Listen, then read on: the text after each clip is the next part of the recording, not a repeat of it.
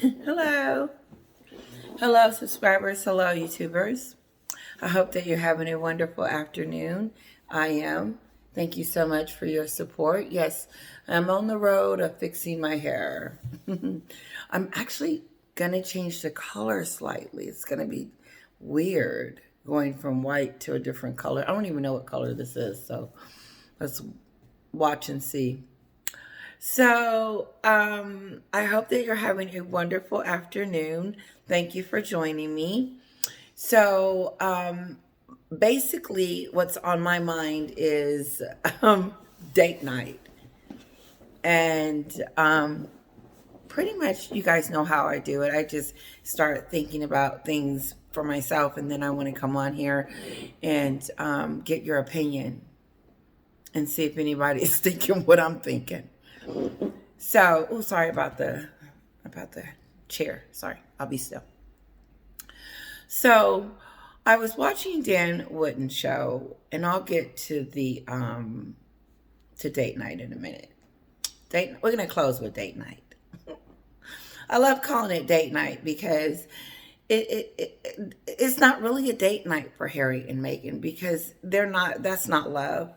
She doesn't love him, and he's in duress. Harry's not well. He looks like a zombie. He looks like that zombie that I was going to be looking for. Like, I am not a body language person, and I did watch the body language guy. You got to watch him. So awesome today. It was so good. He broke down some things. And then I had a few things that I want to talk about too. So let's move on. So Dan Wootton was on there, and you can tell Dan Wootton is pissed off. He's got an attitude with Harry and Meghan, and I know how he feels because sometimes I get like that too with them, and there's my ranting. Like I got upset with knowing that she was in contact with, Meghan was in contact with Charles. This was the letter leak information. She was in contact with Charles after the Oprah show, and they had established that it was unconscious bias at some point. But she acknowledged that she misunderstood, but at some point, I believe. And then she continued to lie. And you can't tell me that the British King Charles was not concerned about the book and Netflix coming out. And that's why he reached out to Meghan and was trying to figure out, was she okay regarding that racism and that she had it incorrectly. And then after that, the plan had already been set in motion. And see, that's what makes it disgusting, is because she planned all this. And not one time did she think that, oops, maybe I shouldn't do this because it's going to hurt some people. A lot, 2 families, a monarchy, and a country, the Commonwealth, everything. And so she decided to go ahead with her plan. And then that's what makes her sinister to me, because you had the opportunity to settle this conflict within the family without going on the Oprah show and the Netflix and all that other cartoonish stuff that her and Harry continues to do. And it's upset to Dan Wootton, like it's upsetting to me, that the Queen had to endure this rebel, this woman that was not discriminated against, that still doesn't know how it feels to be discriminated against, never felt anything when Harry said that because it meant nothing, and lied, and has gotten caught up in it, and now trying to backtrack, but could have done it before the Queen passed away. But she couldn't because she had all those other flicks coming out. And then that would contradict Oprah's show. So they had to go through with it. No, she's not that nice. She was just going to do it anyway. Meghan was just evil. So after Charles explained to her that no one was talking about a child that that didn't exist even at the time of the conversation, I think that needs to be talked about, Dan Wootton. that this conversation was before Meghan was even married into the family. And if she thought that it was going to be, this hard on her, if she was walking into a family that was racist, then why did she start off doing that by marrying Harry? But not just that, she tells us that, if he's not nice, then why bother? So the race card, the racism thing that she claims was the worst thing that could happen in the world, because according to the Wadey Katie moment that she told us on Oprah, that wasn't as worse as the black, how she was being mistreated, over there in the UK for being black.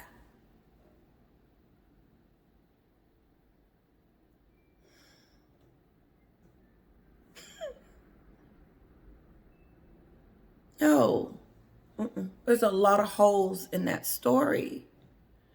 And so my biggest problem with her is that you don't even identify with being black. So how could your feelings be offended? How could you be hurt if you don't even identify with being black? You don't even know what it feels like. And you still don't know what it feels like. And you don't know what it feels like to be discriminated against.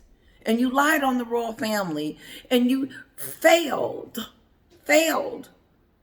to backtrack it, fix it while you had the opportunity to do so. But no, you wanted to throw all their information, all their secrets, all their things that are sacred to them, and thought that was kept to them, Meghan. You decided that it was a good idea to exploit, provide information to us about something that was a secret that you had no place to. And then you get pissed off when someone starts talking about spilling things about you. You are the most hypocritical person that I know, and the most nasty person I know. And nothing you do and say or whatever will ever make me think otherwise, because you're a very distasteful person to treat humans like you do. Like they're disposable. You treat people like they're disposable. She was so fake at that game yesterday. It was pathetic. I honestly thought that she was filming. I really did. And the way she looked at Harry, like she was disappointed and he wasn't acting the part. You could tell. She had those looks, like staring at him and controlling him and pointing at him and telling him no. She's a sick individual, and I thought it was distasteful for her to allow the Queen to hear that in her last moments, because this is probably what the Queen thought. She says, you know what? I have been covering my family in this country for decades. And then a stroke of a moment, Harry brings this Jezebel, manipulator, snake, heartless, empty person, shallow, into their home during her last days and just flipped it to dude it. And what I was disgusted in was the conversations I was having with some of the people over here in the beginning about it. Because me and some of my relatives I was like, no, honey, no. She's nasty.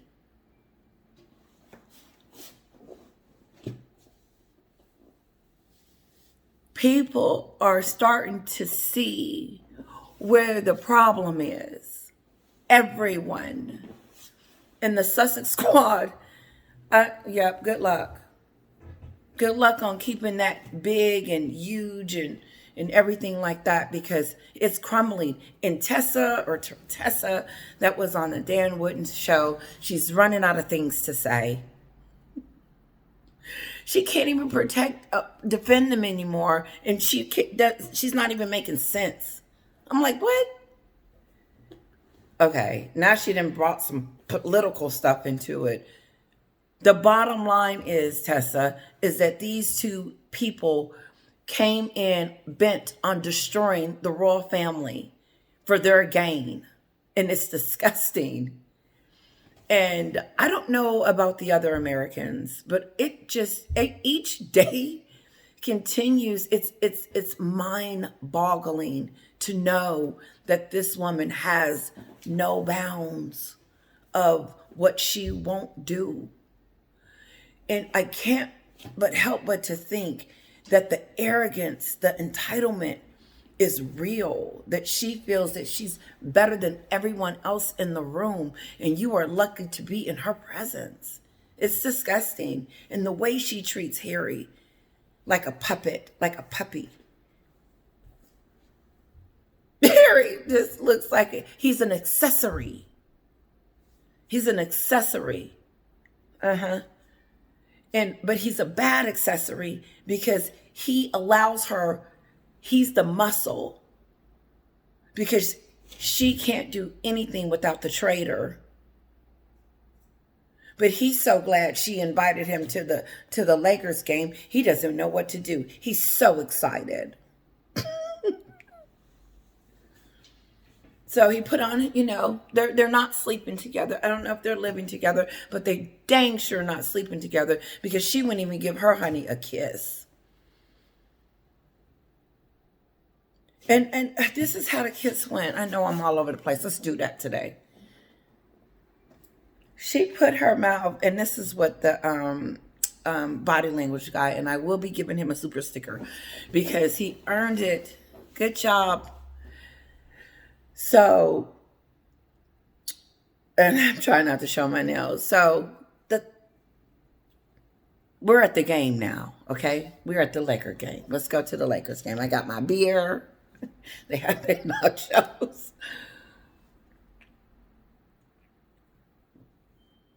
So,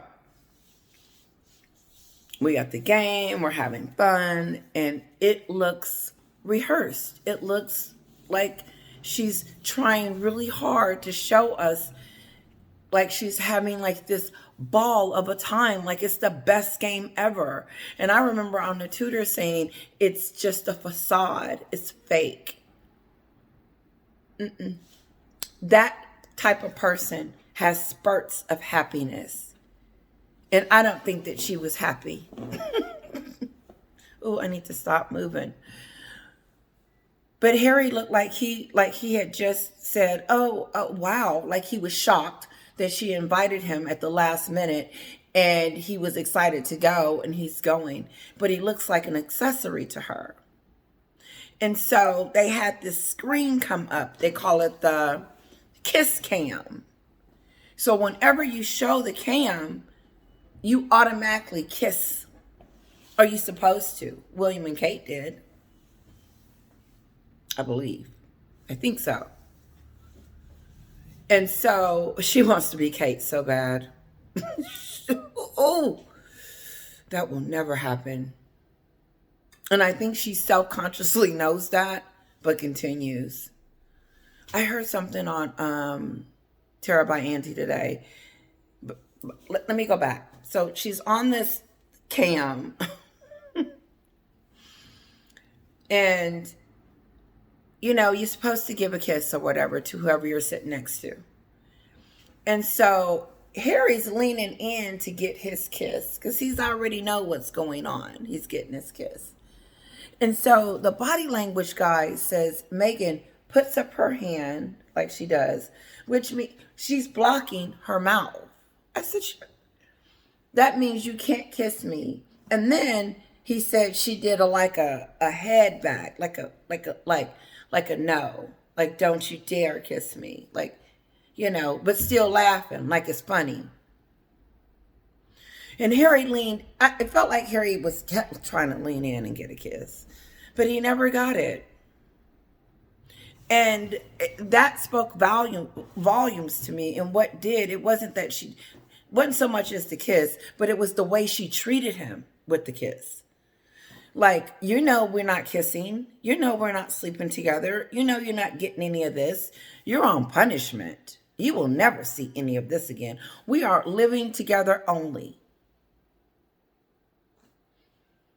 Maghen blames Harry for all of this that's going on, and anybody else that gets in her way or is in the moment. It's Harry's fault that all this is happening. It's Harry's fault that his father won't let them on the balcony. Or it's Harry's fault that, his kid can't be in the program and they won't be on the front row and she won't wear a tiara and that they won't give her a hug when she gets over there. It's Harry's fault. It's not it wasn't the Oprah show. And so you can tell in their relationship and how she treats him. Now it's noticeable. And they're having a blankless, useless conversation sitting there watching the game. And Meghan is acting. I said, look at her act. I said, she is actually on set. 1, 2, 3, go. Yes, Harry. It's just fake. You don't love Harry. You have used him. And now you don't even like him because you don't respect him at all. Especially after Spare and after the jacked up, messed up therapy session. Let's don't forget about the tour. The interview tour. She's upset with him because he didn't do what she told him to do and stick to the script and do whatever. And she's not this, oh, I'm just wonderfully happy. But I just thought it was interesting to see them because I was so curious on how they're going to act. And I actually got to see it this time. Instead of them running into a restaurant, I didn't care. I didn't really talk about that moment. But them actually sitting there interacting with each other. And there was such a disconnect. And then every now and then you saw her like putting her head in his, in there. Because that was a scene. She needed to, it just feels disconnected. And it's interesting that, because now it's time for Harry to get ready to go to the coordination or whatever he's going to do. Pop in and pop out, whatever. I don't believe she wanted him to go. I don't believe that. And I don't believe she compromised. I believe that she didn't want Harry to go. They're arguing about it. And he is not sleeping with her because of it. I just think it's all of that. Because she's in our news. And people are starting to see it to the point where journalists are speechless. They're like, you can hear it. They're like, I heard one journalist over here after they explained what Meghan was doing, the leaked letter, and she's moved on with her life and stuff like that. They said, the same thing I said. I said, oh, you moving on, huh? Dan Wooden was pissed. He said, how dare they not correct this information before the Queen passed away? Knowing that they were playing around with this racist thing and still are. Because that statement was stupid. She's moving on. Yeah, she is. We see that. She's introducing people. A photographer. So, I didn't want to know. I don't care. I don't care what she does. I don't care about her. I don't care about her ambitiousness. I don't care to support her brand, whatever that may be after. This is cute. And then I'm going to wind it down. You guys, Kinsley Schofield said, they're trying to rebrand themselves. That would mean they had a brand before. And what brand was that? Trash in the Royal Family? That's all I got from that. That's it. They never had a brand to what? She married Harry and became globally known? That's a brand. That happened. And now it's coming out more and more. No one knew who she was. And now all of a sudden she is wreaking havoc. Havoc. And it said no one can really work with her, or, you can tell. Yeah. God, I forgot I wanted to say something. I'm always forgetting my thought because there's so much I want to say. But yeah, Kinsley said that. And I was like, yeah. I mean, more and more people are starting to see her. And it's interesting that all of a sudden she's in the news right now. She wants to be talked about right now. She wants to be seen right now. And it's not her turn. It's not her moment. And Harry lets her do it.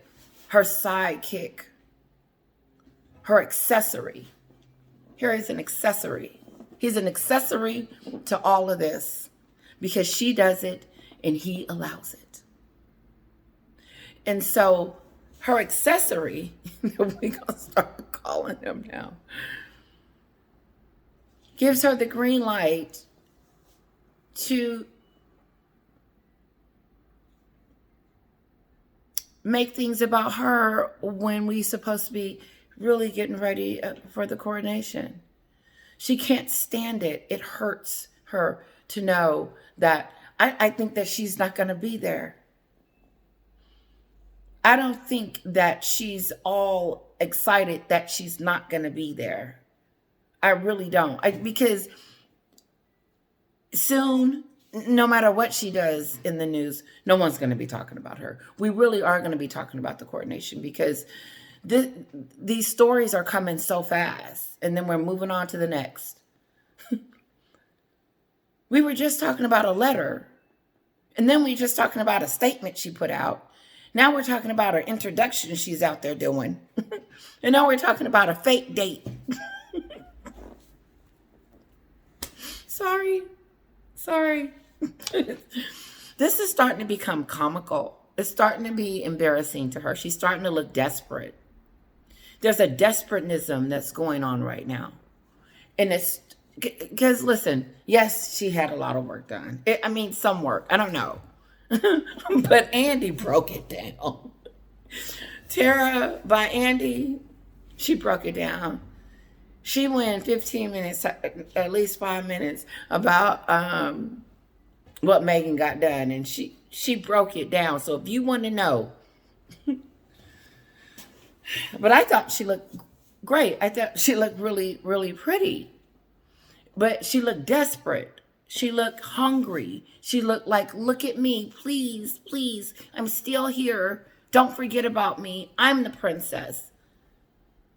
As if she wants to make her new location where they are, this new royalty. There's not going to be a royalty in Montecito. We've spoken about that months ago. We're not going to talk about that because it's ridiculous. Like Queen Elizabeth said, she's mad. And it's embarrassing.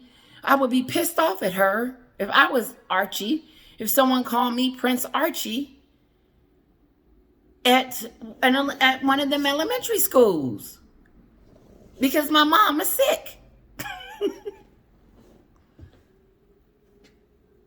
Sick. There, then at one point in time, like recently, I said, I think it was yesterday, I said, honey, I said, do you think there's something? I said, I know there's something going on with Maghen. I said, but I said, this, you can't even make this up. And what's interesting is that we'll talk about it and then it'll happen. Everybody was talking about how, I don't think I mentioned it, but everybody else was talking about how Maghen was going to be doing stuff right up into the coronation and taking, putting it on herself. And I didn't believe it, and that's why it's so funny. Well, it's not that I didn't believe it. I just said maybe she wouldn't. But she is. And she's starting to become a joke. She's starting to become desperate. She's starting to become not really, it's really starting to look a little tacky. She's starting to look tacky. And people, the people that are around her, like the guest that's coming to the birthday party, which I don't care. I don't care. Will she have any guests? That's the question. Because she's making it very difficult for those in Hollywood to be her friend, to take her seriously. Because you can't tell me that her friends in Hollywood is not watching her make a fool out of herself. Because now she's starting to look like a liar. Well, she always has, but now it's really starting to show. And, well, it's been showing. But it's getting worse. I didn't know it could get worse. I didn't know it could get as worse as South Park looking into her throat and saying she don't have nothing.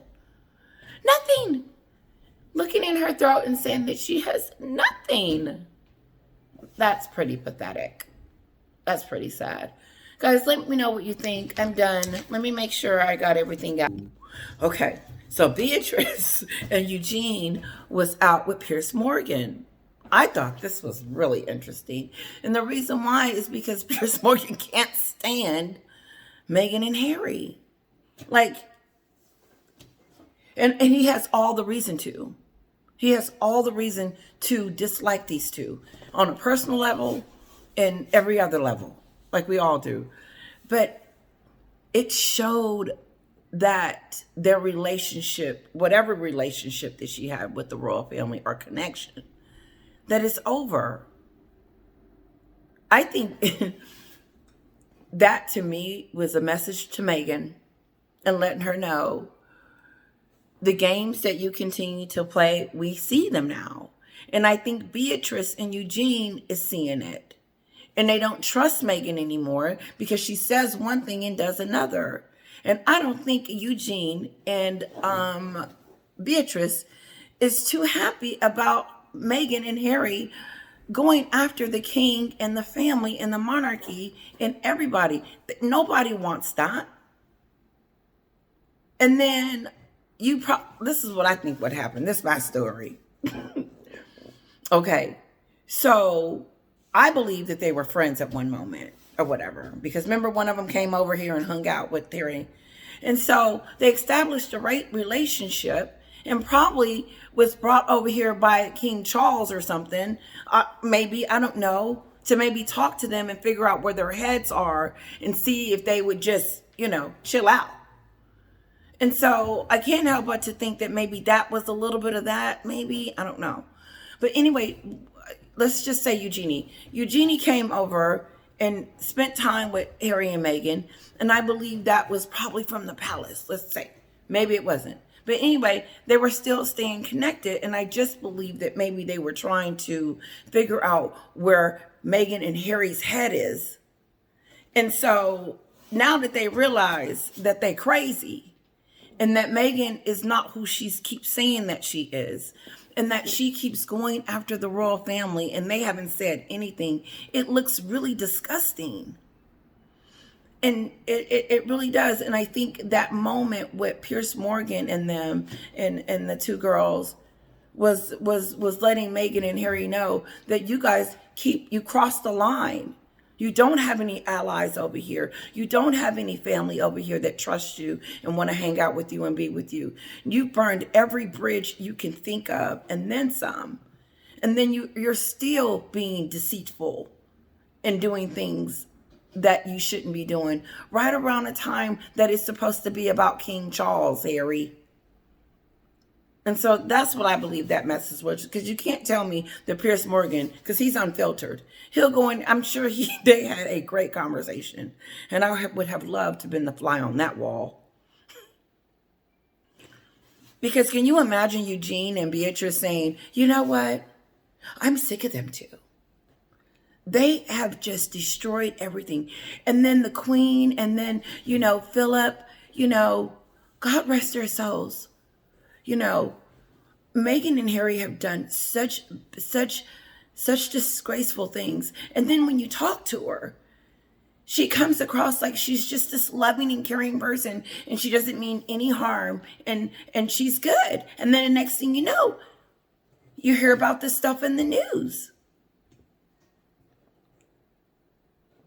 She's a traitor. She can't be trusted and all that good stuff. But that's what that told me, that she's losing the 2 and 3 friends, especially.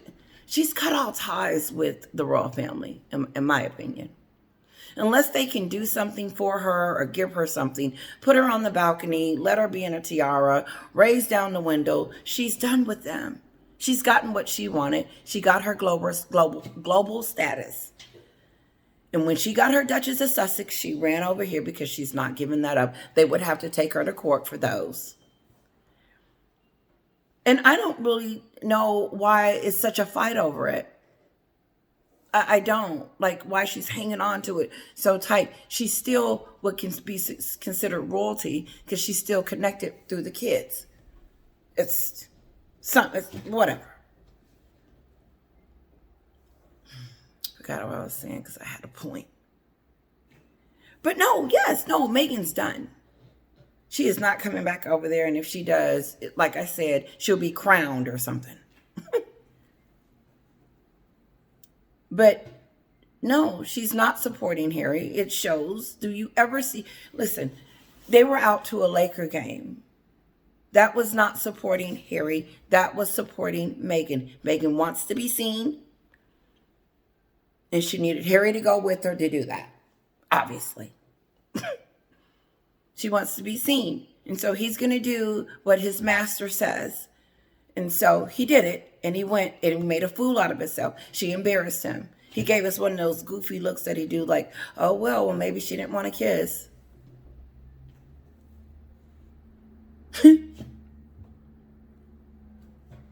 She should have had tongue all up in it. She should have kissed. She should have just laid him down and just did whatever.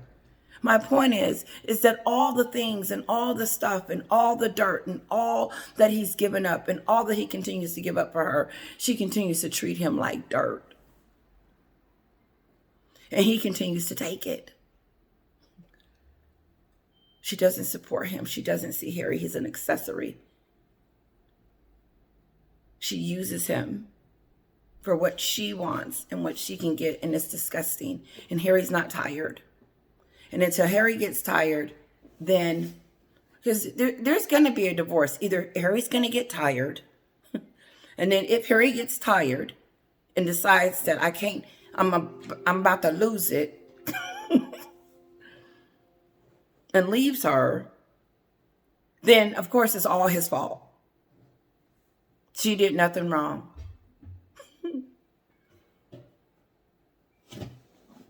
Listen, guys, have a great evening. Let me just make sure. Okay. Last thing. Tessa, and I know I said this earlier, when you watch her or listen to her, she's fading. They need to quit putting her on the show. Dan Witten, you got rid of my girl, Amani, the Black Lives Matter girl. Where's she at?